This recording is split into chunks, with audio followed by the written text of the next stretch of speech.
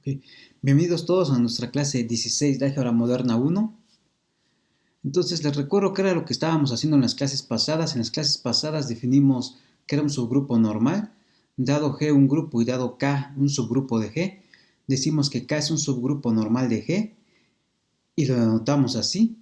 Si para todo G en G se satisface que cuando yo hago el conjunto G, K, G a la menos 1, ese conjunto es exactamente K, ¿no? ¿Sí?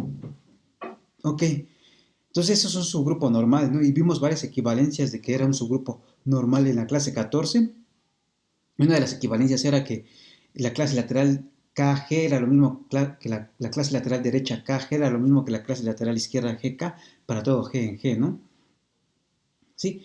Y también vimos en la clase 14 que podíamos multiplicar dos clases laterales, ¿no? Vimos que si teníamos N un subgrupo normal del grupo G y tomábamos una clase lateral NA, una clase lateral derecha NA y otra clase lateral derecha NB, entonces podíamos al hacer la multiplicación de este conjunto con este conjunto, lo que obteníamos era otra clase lateral derecha, ¿no?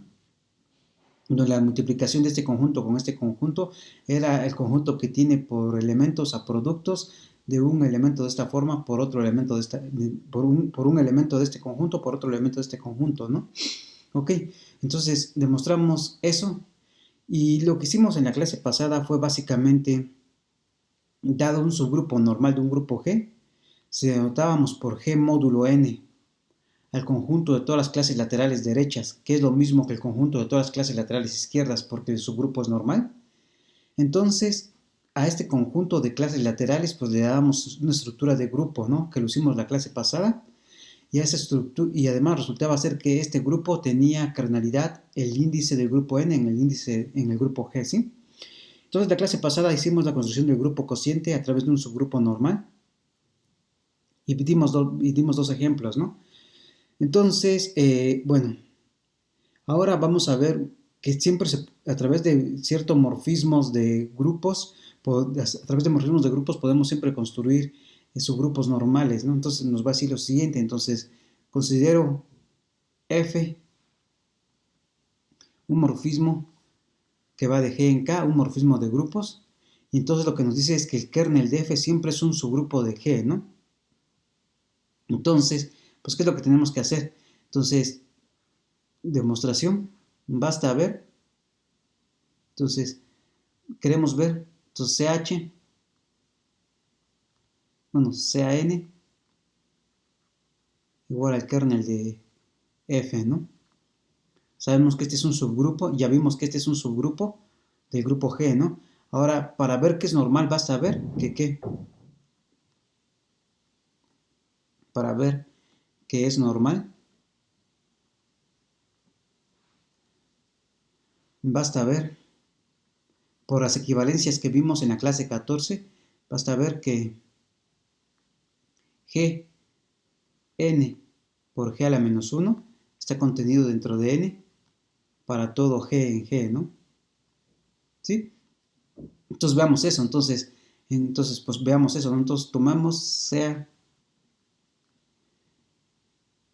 G, N, G, un elemento de G, N, G a la menos 1, ¿no?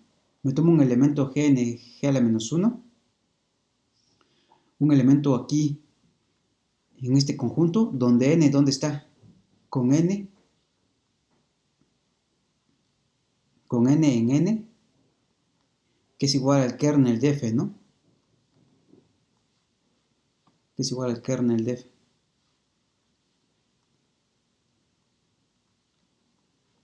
¿Sí?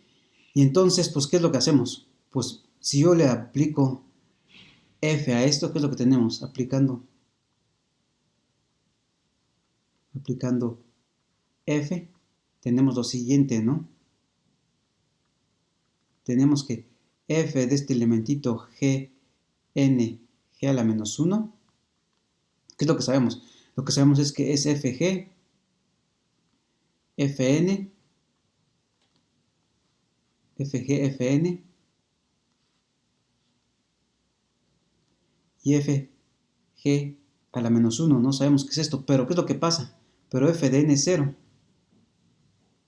pero f de n es 0, ¿por qué? Pues n está en el kernel de f, ¿no? ¿Sí? Por lo tanto, ¿qué es lo que va a pasar? Por lo tanto, lo que va a pasar es que f, g, n, g a la menos 1 es 0.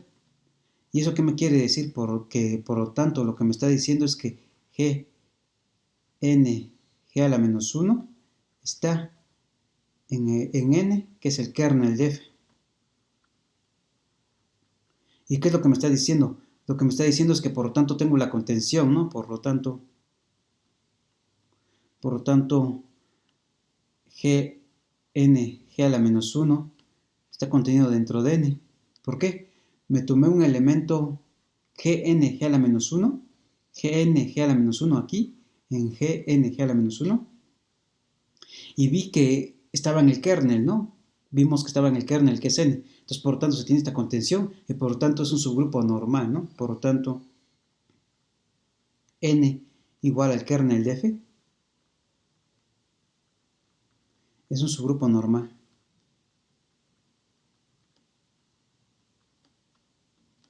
Normal de G, ¿no? Ok. Entonces el kernel de cualquier morfismo siempre va a ser un subgrupo normal. Y otra observación es que cualquier subgrupo normal es el kernel de un morfismo. Entonces, observación sea n un subgrupo normal de G y consideremos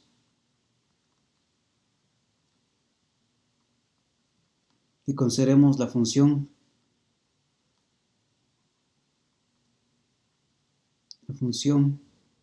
pi que va de G en G módulo n, que ¿qué es lo que hace pi? Pi de un elemento G lo va a mandar a su clase lateral derecha, ¿sí? Entonces, tenemos que tenemos la función proyección que va de G en el cociente, que a cada elemento G lo manda a la clase lateral derecha que determina, ¿no? ¿Sí?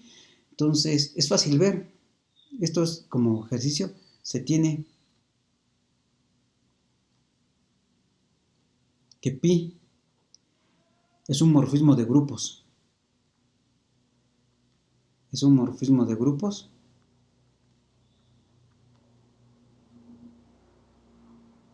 Es un ejercicio fácil que ustedes pueden hacer. Y además,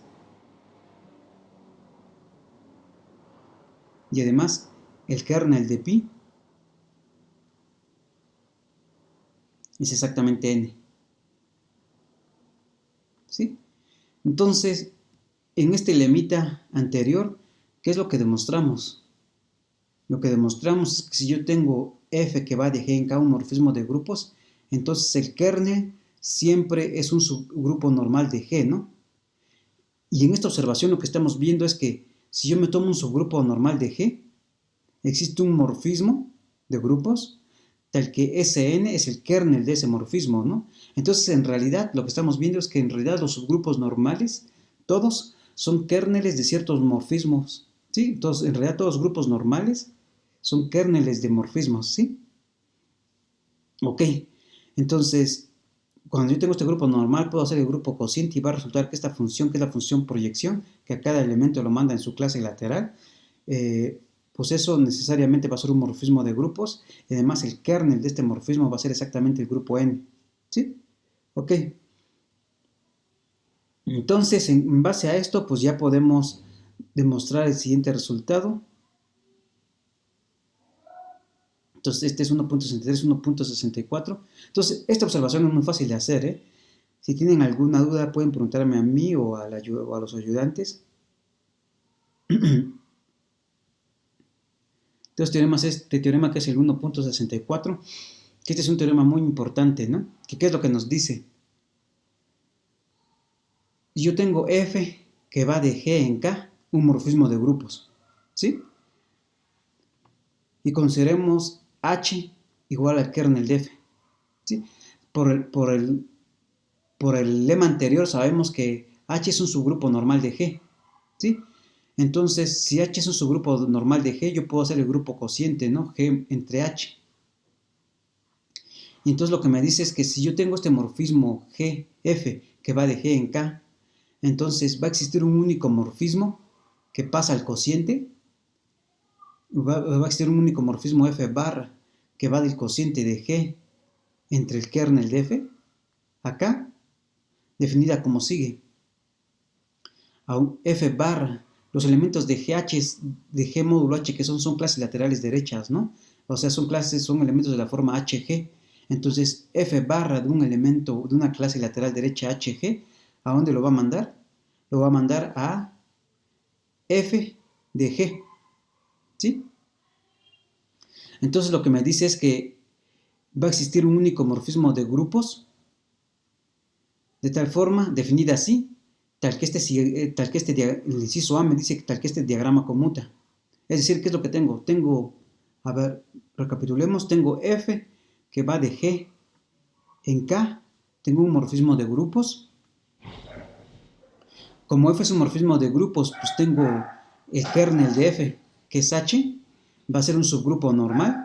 Y entonces, si es un subgrupo normal, tengo el grupo cociente, ¿no? G entre H, G módulo H. Entonces tengo este grupo cociente.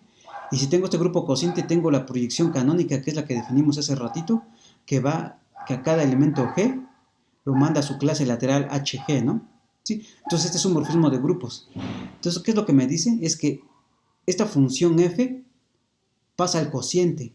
Es decir, si si tengo este que es un morfismo de grupos, entonces puedo inducir un morfismo F barra en el cociente que va de G sobre H en K, de tal forma que este diagrama conmuta. ¿Qué quiere decir que conmute?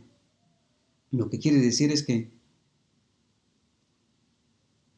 que mi F yo lo voy a poder escribir como ¿quién? Lo voy a poder escribir como la pi compuesta con la F barra. Eso es lo que quiere decir que este diagrama conmute, ¿no? Que mi F es la composición de pi compuesta con F barra, ¿sí? Entonces va a existir tal que este diagrama conmuta, ¿sí? Y además va a resultar que esta F barra ya va a ser inyectiva.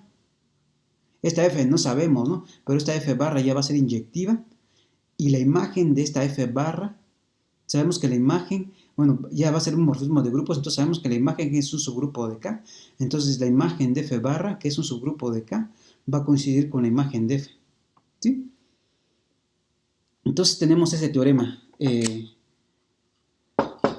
Entonces lo que nos está diciendo eso, ¿no? Es que un morfismo de grupos pasa a un morfismo que sale del grupo cociente entre G y el kernel de F, ¿no?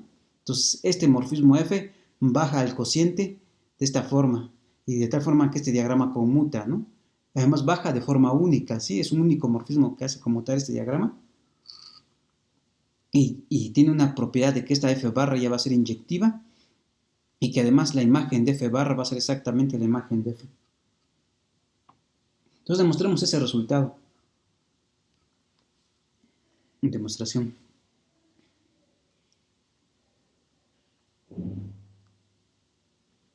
¿Sí? Demostración. Que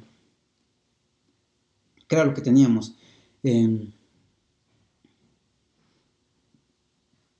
Ok. Entonces, pues, entonces hay que demostrar que existe ese morfismo, ¿no? Entonces, ¿cómo definimos? Pues ya dice ahí cómo lo definimos, ¿no? Entonces, definamos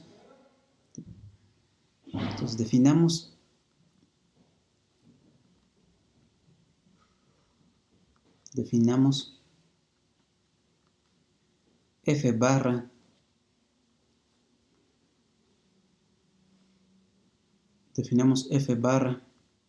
que va de el grupo cociente G módulo H acá, pues ya como dice ahí, ¿no? Como esta clase lateral, ¿a qué? Como dada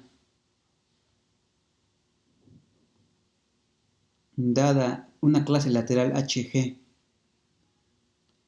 en G módulo H, dada una clase lateral ahí, ¿a quién va a ser F barra de esa clase lateral?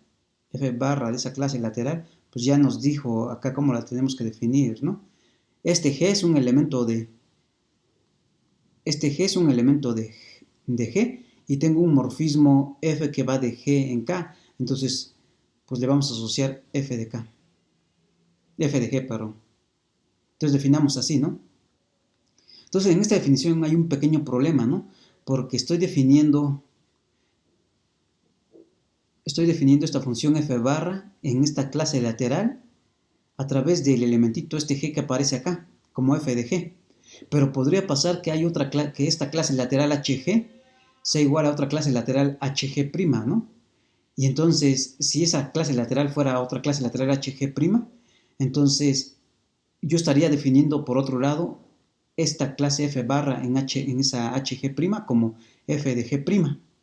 Y entonces, pues tengo que ver que está bien definida esta función, ¿no? Entonces, veamos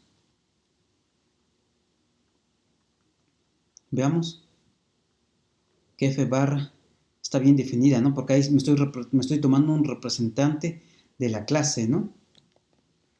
¿Sí? Entonces, veamos que f barra está bien definida.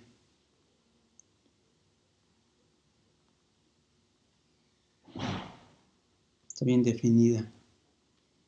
Entonces, ¿qué es lo que tengo que hacer? Entonces, me tomo dos elementos, sean dos clases laterales acá, hg y hg', en el grupo cociente, tal que ¿qué?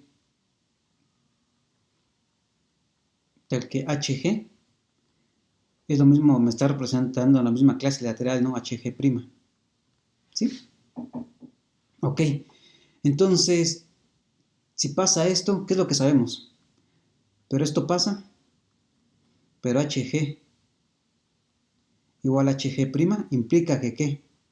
Vimos en clases anteriores, eso implica que g a la menos 1, que g' compuesta con g a la menos 1 está en h, ¿no?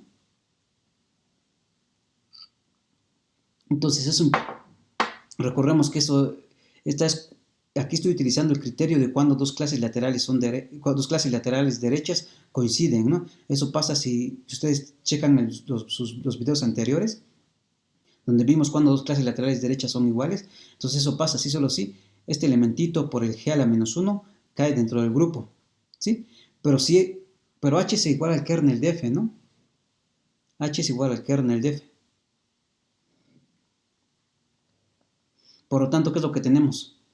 Por lo tanto, f de g' con g a la menos 1. Sí, este es g', ¿no? F de g' con g a la menos 1. Si está en el kernel, ¿quién es? Pues es el 1 de k, ¿no? Recordemos que el kernel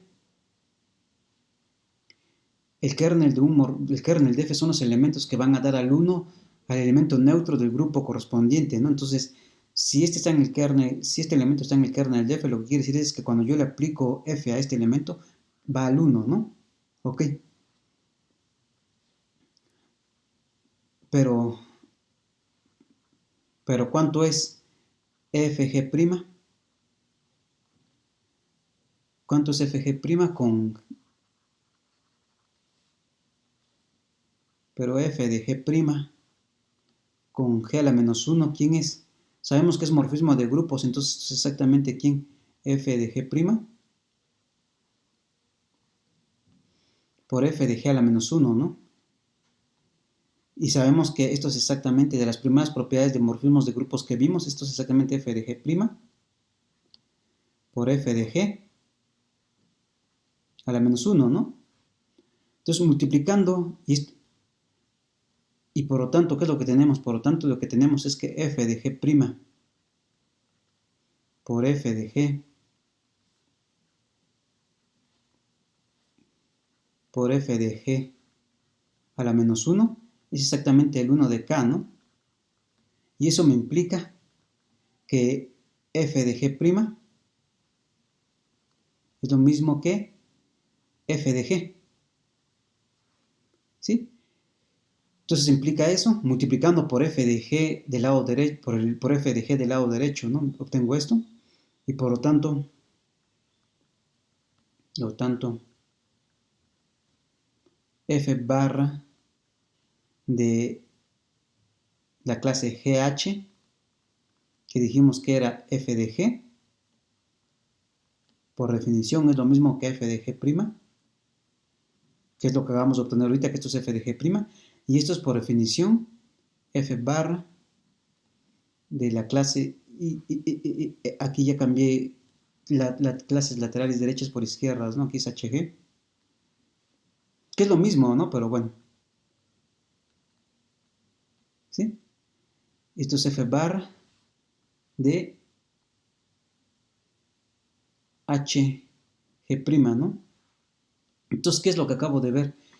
Que si yo tomé dos clases que me representan, dos elementos que me representan a la misma clase lateral, entonces necesariamente la f barra me manda lo mismo, ¿no? Por lo tanto, pasa esto y así f barra está bien definida, ¿sí? F barra está bien definida.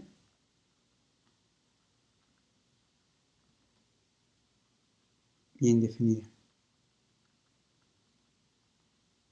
Ok. Entonces ya vimos que esa es una función bien definida. Ahora hay que ver qué es morfismo de grupos. Entonces ahora veamos qué es morfismo de grupos.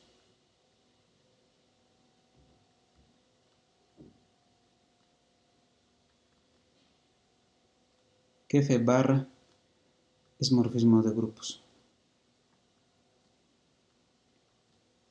¿Sí? Entonces, ¿cómo vemos eso? Entonces, pues me tomo dos elementos, en efecto, ¿no? Me tomo dos elementos, sean HG y HG', dos elementos de G módulo H, ¿no? Dos clases laterales derechas, ¿sí? Entonces, ¿qué es lo que tenemos? Le tengo que aplicar f barra a la operación cuando yo multiplico esta clase lateral derecha por esta clase lateral derecha, ¿no? ¿Sí? Entonces ustedes, si se acuerdan cómo multiplicábamos dos clases laterales, entonces tengo que hacer la operación de adentro, ¿no? Entonces, ¿cómo multiplico esta clase lateral derecha por esta clase lateral derecha? Pues es la clase lateral derecha determinada por el producto de G y G', ¿no? Entonces, esto es exactamente ¿quién?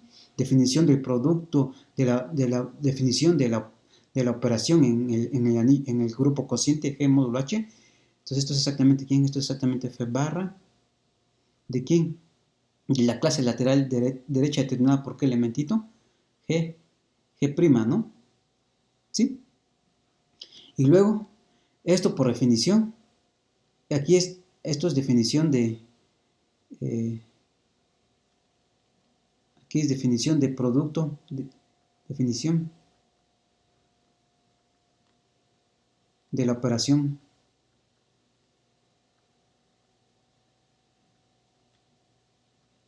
en G módulo H, ¿no? ¿Sí?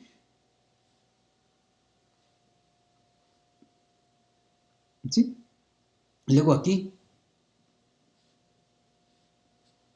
¿qué es lo que tengo? Esto por definición f barra de esta clase lateral es exactamente ¿quién? Definición de f barra es exactamente f de G con G'. ¿Sí? Esta es definición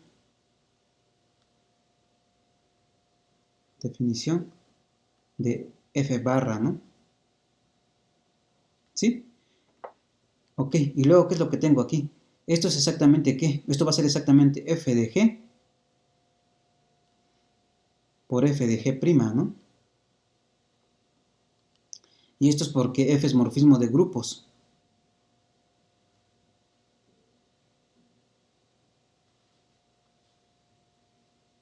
Entonces, ¿por qué f es morfismo de grupos?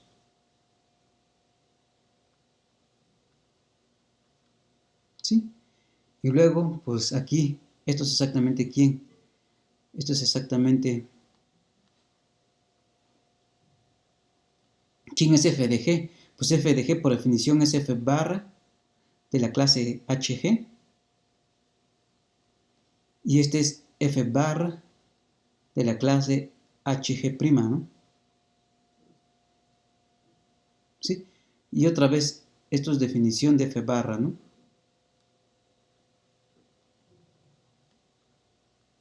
¿Está? Por lo tanto, pues ya fue lo que hicimos, ¿no? ¿Qué es lo que vimos? Que F barra del producto en el anillo cociente es exactamente el producto de F barra por HG, de HG, por F barra de HG', ¿no? Entonces, por lo tanto, F es un morfismo de grupos, ¿no? Por lo tanto, F barra es morfismo de grupos.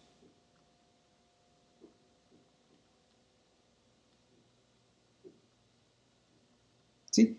Ok. Y ahora, ¿por qué resulta ser que este diagrama conmuta? Ahora, pues ya nomás hay que ver que este diagrama conmuta, ¿no? Entonces, demostremos, ¿eh? Entonces, para A es muy fácil. Entonces, ¿cuánto es pi compuesta con F barra? Queremos ver que pi compuesta con F barra es lo mismo que F, ¿no? Entonces tengo que evaluar un elemento de G, ¿no? Sí, entonces, ¿quién es pi barra? ¿Quién es F barra compuesta con pi? En un elemento G. Pues esto es exactamente F barra. ¿De quién? De pi de G, ¿no? Pero pi de G, ¿qué es lo que hace? G lo manda a su clase lateral, ¿no? Entonces esto es F barra de la clase lateral HG.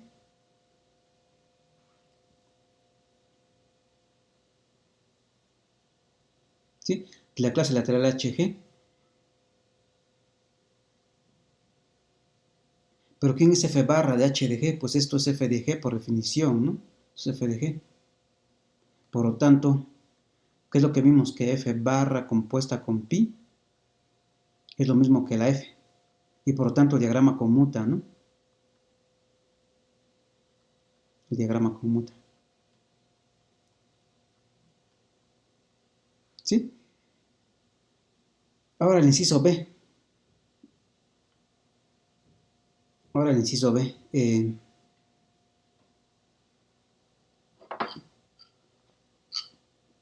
¿Qué nos dice? Que esta F barra es inyectiva, ¿no? Entonces, para ver que F barra es inyectiva, sabemos que un morfismo de grupos abelianos fue de las primeras cosas que probamos, que un morfismo de grupos abelianos es inyectiva, sí, solo sí, el kernel es cero, ¿no? Entonces veamos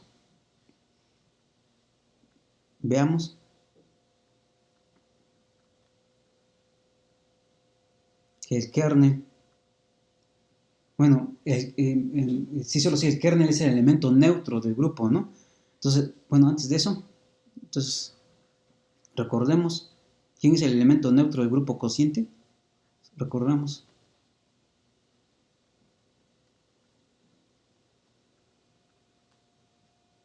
que el elemento neutro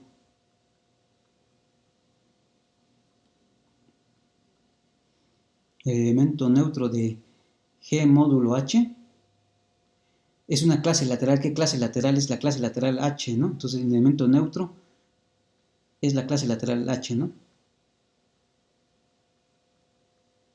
Es la clase lateral H por el 1 de G, que es igual a la H, ¿no? ¿Sí? Entonces es el neutro. Entonces lo que tenemos que ver es que, entonces, para ver que F barra, que va del grupo cociente G módulo H en K, es inyectiva, ¿qué es lo que? Este es un grupo, entonces, ¿qué hay que ver? Hay que ver que el kernel de ese morfismo consta de solamente el neutro, ¿no? Para ver qué pasa esto, basta ver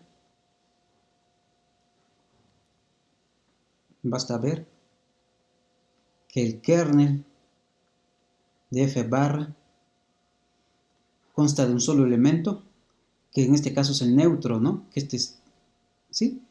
Este elementito es la clase lateral, que es el neutro de grupo cociente, ¿no? Entonces hay que ver esto. Ok. Entonces, pues me tomo una clase lateral, ¿no? Entonces sabemos que el neutro siempre va a dar el neutro, entonces no hay problema. Entonces hay que ver Entonces, para esto, pues me tomo a alguien en el kernel, ¿no? Entonces, sea una clase lateral HG en G módulo H, tal que esta clase lateral HG está en el kernel de F, en el kernel de F barra. ¿Sí? Lo que tengo que demostrar es que esta HG es necesariamente esta H, ¿no? Entonces, pues, ¿qué hago?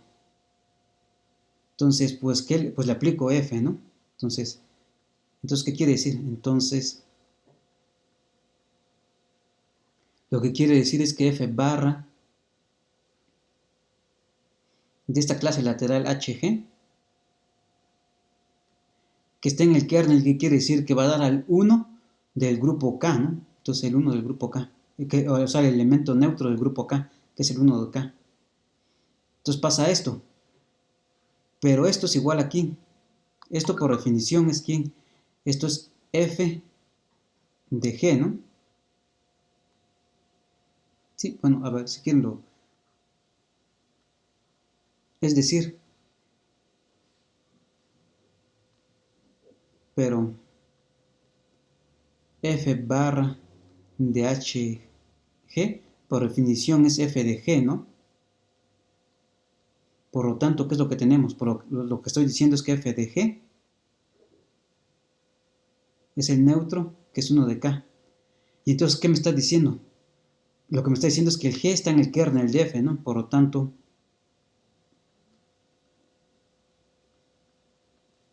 el G está en el kernel de F, que es H. Y entonces, si G está en el kernel de F, ¿qué me dice? Por lo tanto, G está en el kernel de F, que es H. Y así. La clase HG es lo mismo que la clase H1, que es H, ¿no? ¿Sí? Y recordemos que para que dos clases laterales sean iguales, eso pasaba así, solo sí que G por el inverso de 1, inverso, del 1 correspondiente aquí, que es K, bueno, que es el inverso de G. Este es H1 de G, ¿no? Esto es H1 de G. Entonces, lo que estoy demostrando es que la clase lateral, como G está en H, como G está en H, pasa esto. ¿Por qué? Porque recordemos que, aquí voy a recordar, ¿no? Recordemos que dos clases laterales HG es lo mismo que la clase lateral HG'. Sí, solo sí. G' por G a la menos 1 está en H, ¿no? Eso es lo que estoy utilizando aquí. Resulta ser que, pues, como G está en H, cuando yo hago la multiplicación, este elementito vuelve acá. Cuando yo hago, utilizando este criterio, como G está en H, concluyo esto. ¿Sí? Por lo tanto, ¿qué es lo que tenemos? Por lo tanto, ¿qué fue lo que demostré? Por lo tanto, lo que demostré es que el kernel de F barra está contenido dentro de la clase H, ¿no? La clase que contiene a la H, ¿sí? Dentro del conjunto que tiene a la clase H. Sí, ¿qué fue lo que hice? Me tomé un elemento arbitrario en G módulo H que estaba en el kernel, ¿no? Y lo que demostré es que necesariamente ese HG es H. Entonces me da esta contención. Y la otra contención siempre se tiene, porque este es el neutro, ¿no? Porque este es el elemento neutro, o sea, este es el 1. Este es el 1 de mi grupo cociente, ¿sí? Por lo tanto, como siempre pasa,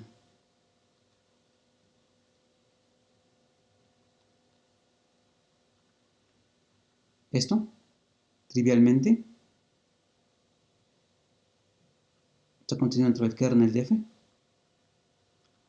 Pasa, ¿por qué? Porque pues, si yo le aplico a esta H, pues va a dar ese F Si f barra de h es f de 1, que es exactamente el 1 de k, ¿no? Entonces pasa esto y por lo tanto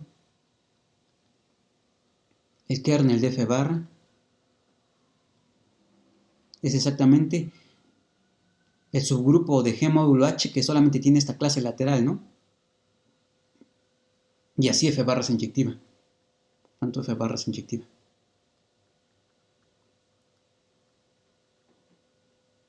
¿Sí? Entonces f barra es inyectiva. ¿Y qué nos falta ver? Es que nos falta ver que la imagen de f barra es igual a la imagen de f, ¿no? Pero eso resulta ¿por qué? Porque, ¿cómo definí f barra? F barra de hg es f de g. Entonces, por definición, básicamente, de cómo se define f barra, la imagen de f barra es lo mismo que la imagen de f, ¿no? Entonces, por definición de f barra,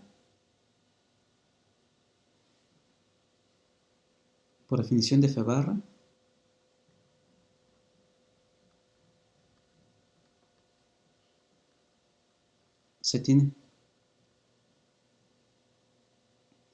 que la imagen de f barra es igual a la imagen de f. Ahí está. Y ya acabé, ¿no? ¿Sí?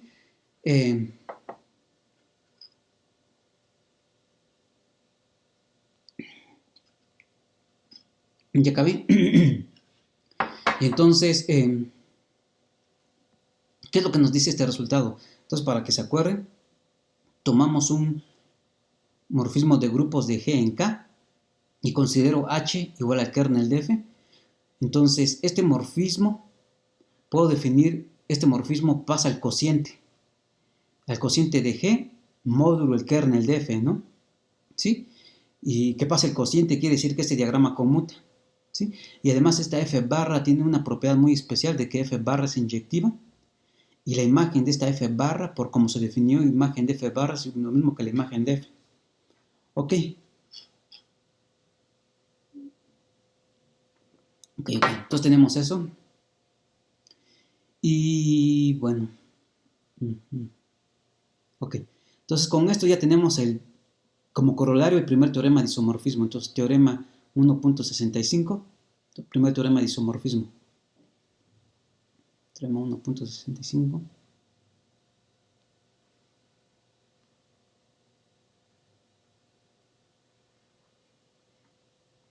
Teorema 1.65, que va a ser el primer teorema de isomorfismo.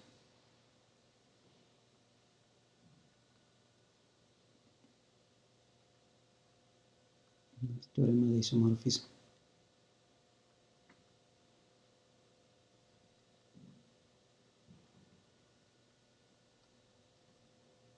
¿Sí? ¿Qué es lo que nos dice ese teorema? Entonces nos dice lo siguiente. Entonces sea, y acá utilizamos, dejen ver, f que va de g en k, ¿no? Ajá, f que va de g en k, entonces a ver.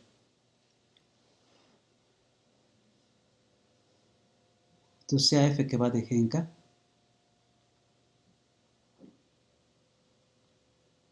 F que va de g en k.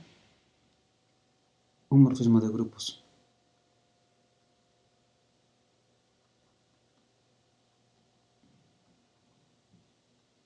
Entonces existe un isomorfismo.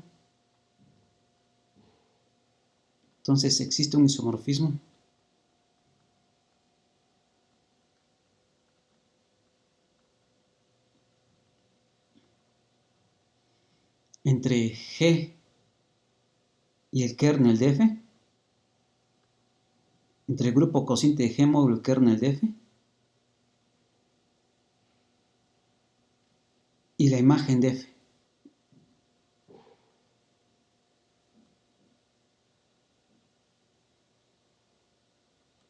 Y la imagen de F.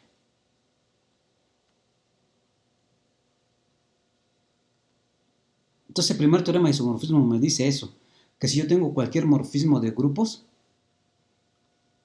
entonces al hacer el cociente de G con su kernel, entonces nos da lo que obtenemos es algo que es isomorfo a la imagen de F. Recordemos que la imagen de F siempre era un subgrupo, fue lo que vimos en clases anteriores, ¿no? Ok, entonces la demostración de esto es sencilla. ¿Porque qué? Demostración. Por teorema 1.64. ¿Sí era 1.64 esta? Sí, 1.64, ¿no? Por teorema 1.64.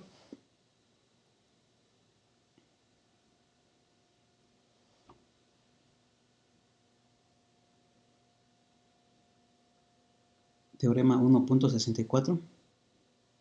Existe un morfismo de grupos. Existe un morfismo de grupos F barra que va de dónde a dónde. Existe un morfismo de grupos F barra que va del grupo cociente G sobre el kernel de F. Ahí recordemos que la H era el kernel de F. ¿A dónde? Acá. Y hay un morfismo inyectivo, ¿no?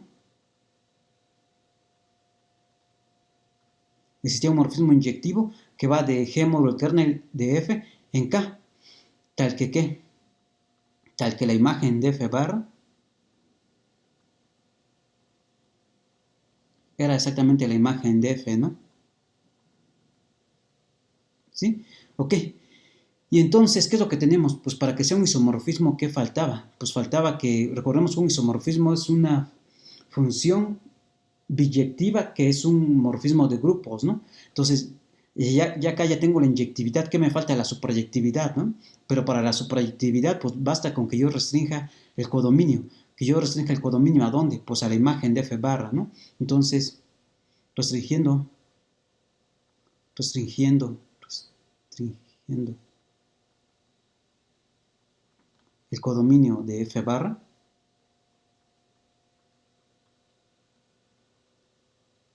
tenemos isomorfismo.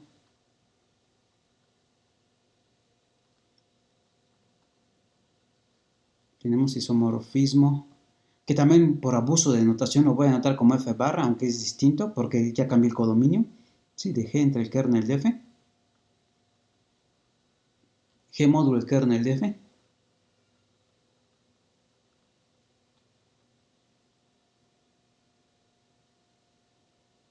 El kernel de F. ¿Sí? ¿A dónde? A la imagen de F barra, ¿no? Ya restringí el codominio a su imagen para que sea su proyectiva, y pues esto es la imagen de F. Y ya. Entonces tenemos un isomorfismo que va del G módulo del kernel de F a la imagen de F, ¿no? Ok. Entonces, hagamos un ejemplo de esto. Hagamos un ejemplo. Ejemplo. Entonces, si ustedes se acuerdan, en la clase anterior estábamos estudiando G igual a R2 con la suma, entrada a entrada, ¿sí? Que era A, B más A', B'. Por definición es A más A', B más B'. ¿Sí? Entonces teníamos ese grupo y nos habíamos fijado en H.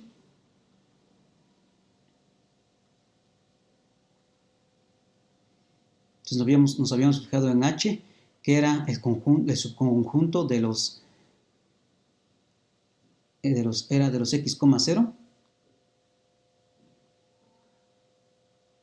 x, 0, tales que x estaba en R, ¿no? ¿Sí? Entonces, si ustedes se acuerdan, el dibujito era este, ¿no?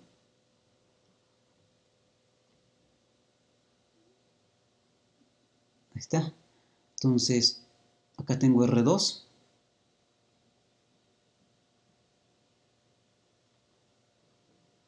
Ahí tengo R2. ¿Sí? Y aquí tenía... ¿Y quién era H? H era H era esta, ¿no? H es el eje X. ¿Sí? Ok. Y entonces, ¿qué dijimos? Que las clases laterales, ¿quiénes eran? Las clases laterales dijimos que eran líneas paralelas a estas, ¿no? Entonces, eh,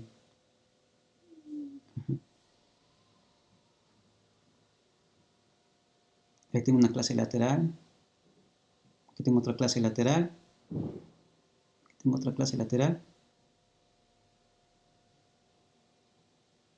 aquí tengo otra clase lateral, ¿no?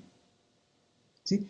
Entonces, estas eran las clases laterales, ¿no? Esta era la clase lateral, este elementito, digamos, si este era el elementito 0, b, entonces esta es la clase lateral 0, b más h, ¿no? ¿Sí? Entonces, ese era el grupo que habíamos estudiado en la clase pasada, ¿sí? Que las clases laterales coincidían con... Las clases laterales eran las líneas paralelas al eje X, ¿no? ¿Sí? Este es el eje X.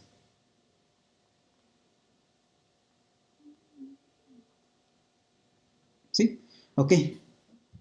Entonces, lo que yo les había dicho la vez pasada era que cada línea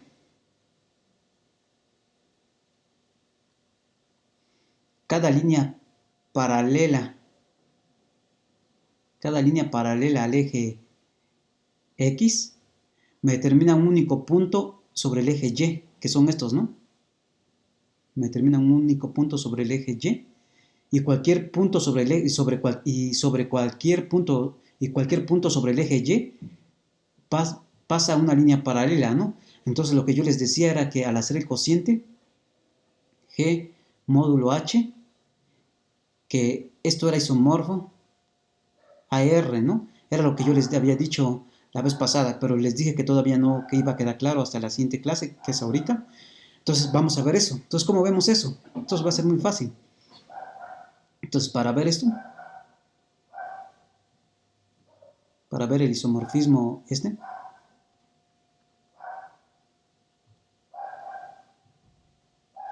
para ver este isomorfismo, pues definamos un morfismo de grupos, ¿no? Entonces sea, si quieren, F, que va de R2 en R, ¿cómo la vamos a definir? La vamos a definir como los KF de X, Y, le debemos asociar un número real, ¿no? ¿Sí? Entonces le vamos a asociar la coordenada Y, ¿sí? Entonces es fácil ver que F es un morfismo de grupos. F es morfismo de grupos. De R2 con esta suma, coordenada a coordenada, que sumamos las coordenadas entrada a entrada, y de R con la suma usual, ¿no? Entonces es un morfismo de grupos. De R con la suma usual, ¿no? Y de R2 con la suma que acabo de definir también. ¿Sí? Eres un morfismo de grupos. ¿Y quién es el kernel de F? El kernel de F, ¿quién va a ser? Pues por definición son los X, Y, tal que ¿qué? Tal que F de X, el elemento neutro, el elemento neutro de G, el elemento neutro de G es ¿quién? Es el 0,0, ¿no? Es el neutro respecto a la operación esta, ¿sí? Y el elemento neutro, si quieren mejor acá pongo las operaciones para que quede claro. DR2 con la suma y AR con la suma. ¿Sí? Entonces, ¿quién es el elemento neutro de R respecto a esta operación? Pues es el 0, ¿no? ¿Sí? Entonces es el elemento neutro. Entonces, ¿quiénes van a ser? Pues van a ser los elementos f de x, y, tales que ¿qué? Tales que f de x, y va a dar al elemento neutro de R, que es el 1, que es el elemento neutro de R, ¿sí? Y eso lo que estoy diciendo es que son los x, y, tales que f de x, y es igual a 0, ¿no? ¿Sí? Y esto por definición son ¿quiénes? X, Y es esto, ¿no? Estos son los X, Y. Son los X, Y. Que vaya a dar a 0 quiere decir que la coordenada Y es 0, ¿no? Lo que quiere decir que son los X, 0.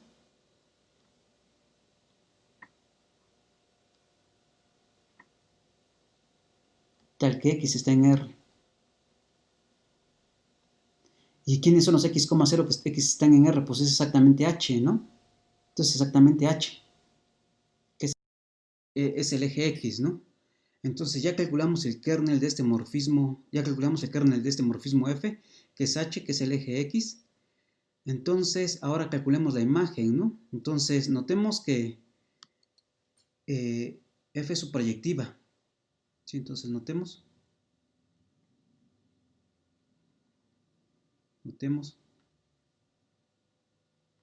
que F es su proyectiva. ¿Por qué?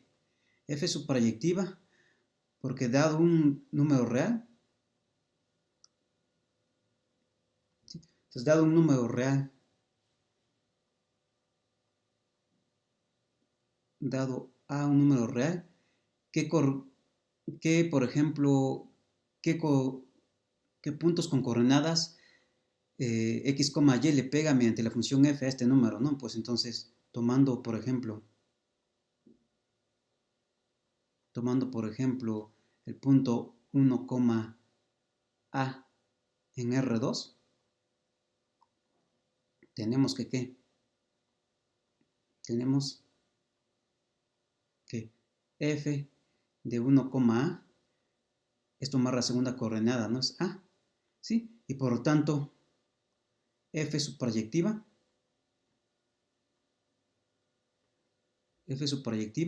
bueno, por lo tanto la imagen de f, ¿quién va a ser? Pues va a ser todo R, ¿no? Por lo tanto, la imagen de f es exactamente todos los reales.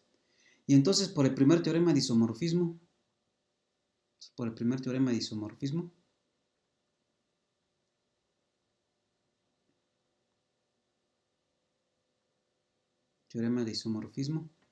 pues tenemos lo que les dije, ¿no? Isomorfismo. Tenemos que G módulo este H es isomorfo a la imagen de F, que es R, ¿no? ¿Sí? Que era lo que les había dicho, ¿sí? Entonces, pues ahora pues sí ya podemos concluir que cuando yo hago el grupo cociente de G, que es este R2, entre este H, entonces el grupo cociente, que en realidad son todas las líneas paralelas al eje X, ese grupo cociente que tiene por elementos a todas las líneas paralelas al eje X, es isomorfo a el grupo de los reales, ¿no? Con la suma, ¿sí?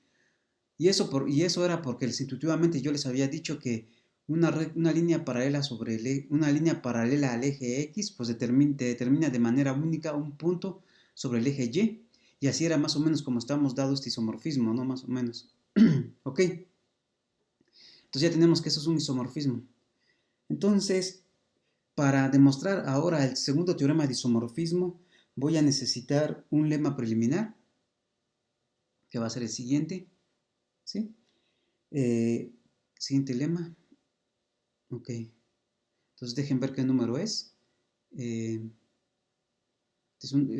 1.65 es el primer teorema de isomorfismo, 1.66, ¿no? Lema 1.66. Lema 1.66.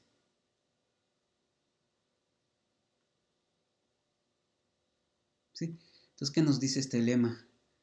Me dice que si yo considero G un grupo y S y T subgrupos, sea G un grupo,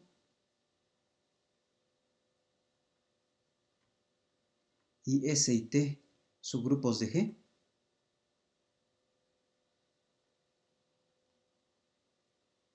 ¿sí? Entonces, si T es un subgrupo normal de G, entonces resulta ser que el conjunto producto ST, entonces ST es un subgrupo de G. Subgrupo de G. Segunda condición. Si T es un subgrupo normal de G, entonces va a resultar que ST yo lo puedo escribir como S yunta T, que es lo mismo que T yunta S, y es lo mismo que T por S, donde recordemos quién es S yunta T, donde S yunta T es por definición el subgrupo generado por la unión. Entonces, si ustedes recuerdan de su tarea, en su tarea viene un ejercicio de que demostrar que la unión de dos subgrupos es un subgrupo sí y solo sí, uno está contenido dentro del otro. Entonces, en general, la unión de dos grupos no tiene por qué ser grupo, pero cuando consideramos el subgrupo generado por la unión, ese sí es un grupo porque pues, es el generado por un conjunto, y eso lo denotamos así, ¿no? ¿Sí? Entonces, en particular, ¿qué es lo que me está diciendo? En particular, lo que nos dice esto es que en particular, lo que estamos obteniendo es que si S o T son subgrupos normales de G,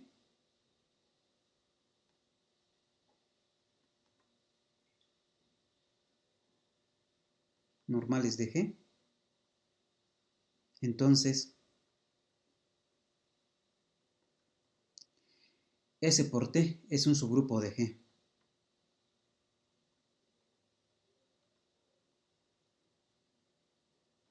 ¿Sí, no? ¿Por qué? Porque acá, ¿qué me está diciendo acá?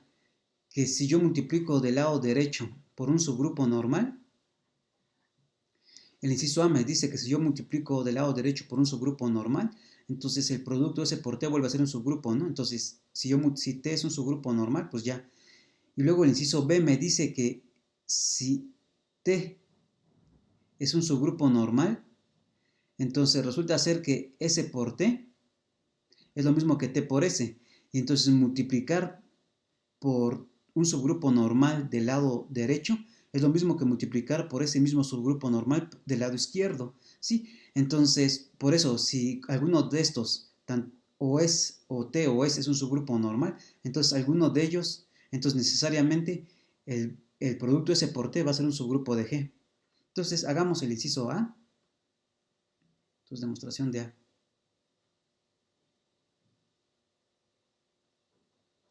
¿Sí? Entonces, para eso, recordemos que S por T, recordemos que S por T, ¿quién es?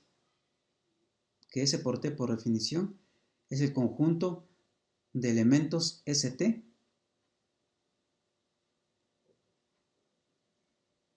el conjunto de elementos ST, tales que ¿qué? Tales que S está en S y T está en T, ¿no? ¿Sí? Entonces, este es un subconjunto de G, ¿no? Este es un subconjunto de G. Y lo que tenemos que ver es que es un subgrupo de G. Entonces, cuando vimos lo de subgrupo, definición de subgrupo, vimos unas condiciones equivalentes de cuándo eso era subgrupo. Entonces, una de las condiciones era que si yo me tomaba dos elementos en el que yo quiero que sea grupo y lo multiplico uno por el inverso del otro, entonces quiero que esa multiplicación también esté en el grupo. Entonces, ¿qué es lo que me estoy tomando? Entonces sean S1 por T1 y S2 por T2, dos elementos de este conjunto, ¿no? S por T. Entonces, ¿qué es lo que tengo que demostrar? Por demostrar que cuando yo hago S1, T1 y lo multiplico por el inverso de S2, T2, tengo que demostrar que eso vuelve a quedar en ST, ¿no? Esa es una de las condiciones para que sea subgrupo. Entonces, pues checamos, ¿no? ¿Cuánto vale S1, T1? Entonces, tenemos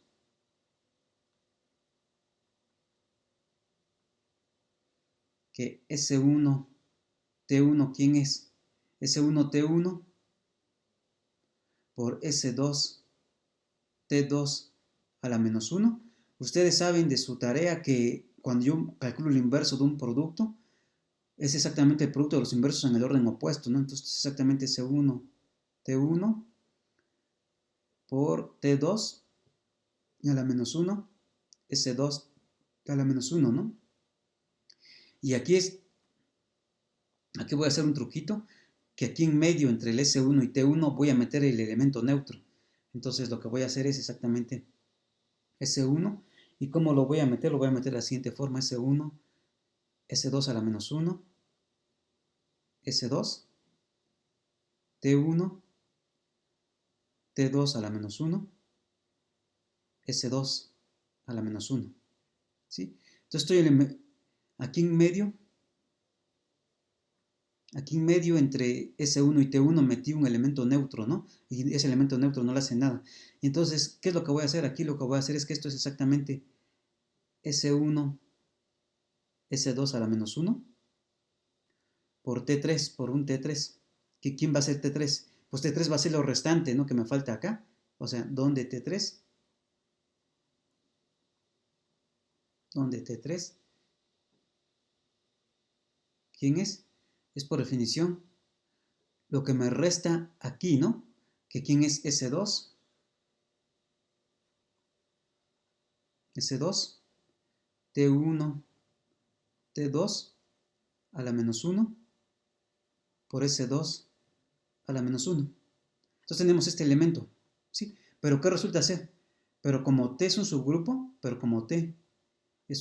de G, entonces T1 por T2 a la menos 1 está en T, ¿sí? Y como T es un subgrupo normal, de G, entonces, ¿qué va a pasar? Entonces lo que va a pasar es que S2 por este elemento T1, T2 a la menos 1, por S2 a la menos 1, vuelve a quedar en T. Aquí lo que estoy utilizando es la definición de normalidad, ¿no? De que G, T por G a la menos 1 está contenido dentro de T para todo G en G, ¿no? Bueno, una de las equivalencias de que sea normal, ¿no?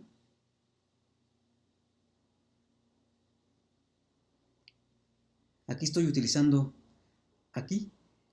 para concluir que está en T, estoy utilizando esta propiedad, ¿no? ¿Por qué? En particular para este S2, cuando yo multiplico un elemento del grupo, que en este caso es S2, por alguien que está en T, por el inverso de ese mismo elemento, cuando yo hago esa multiplicación vuelve a quedar dentro de T, ¿no? Este está en T, ¿sí? Entonces este elemento está en T, y por lo tanto, ¿qué es lo que pude hacer? Por lo tanto, S1, T1 por S2, T2 a la menos 1, ¿cómo lo puedo escribir como quién? Lo puedo escribir como S1, S2 a la menos 1 por T3, ¿no? Donde, ¿qué es lo que pasa? Este elementito está en S, ¿por qué? Porque ese es un subgrupo, ¿no? Y este elementito está en T, que es lo que acabamos de decir, ¿no? Este elementito está en T, ¿sí? Entonces, por lo tanto, ¿qué es lo que acabamos de decir? Lo que acabamos de demostrar es que este elementito, cuando yo hago S1 por T1 por S2 por T2 inversa, lo puedo escribir como alguien en S por alguien en T, ¿no? Entonces, por lo tanto, S1 T1 por S2 T2 a la menos 1 está en S por T, ¿no? Ahí está. Y ya, entonces me falta otra condición para ver que sea un subgrupo, ¿no? ¿Cuál es la condición? De que el 1 está en el producto, ¿no? Entonces, como el 1 de G está en S, el 1 de G me refiero al neutro, ¿no? Como el neutro de G está en S y el neutro de G está en T, porque S y T son grupos, pues ese es un subgrupo de G. y T es un subgrupo de G, entonces, ¿qué es lo que pasa? Entonces, cuando yo opero el neutro consigo mismo, pues me da el neutro, ¿no? Y este está en S por T. ¿Por qué? Porque este elementito está en S y este elementito está en T, ¿no? Sí, entonces el neutro está, lo puedo escribir así en S por T, y por lo tanto, S por T es un subgrupo de G, ¿no? Porque ya demostré las dos condiciones. Demostré que si yo tomaba dos elementitos, uno por el inverso del otro, queda dentro del grupo, y también el elemento neutro del grupo queda dentro del producto, en este caso, ¿no? Entonces ya ahí quedó. Entonces, bueno, y me falta el inciso B, ¿no? Pero el inciso B va a ser un ejercicio para ustedes. Es un ejercicio para ustedes. ¿Sí? El inciso B, ¿qué es lo que tengo que demostrar? Tengo que demostrar que en el caso en el que T sea un subgrupo normal de G, entonces hacer el producto de S por T va a ser exactamente el menor subgrupo que contiene a S y T, ¿no? Que es exactamente el generado por la unión de S y T.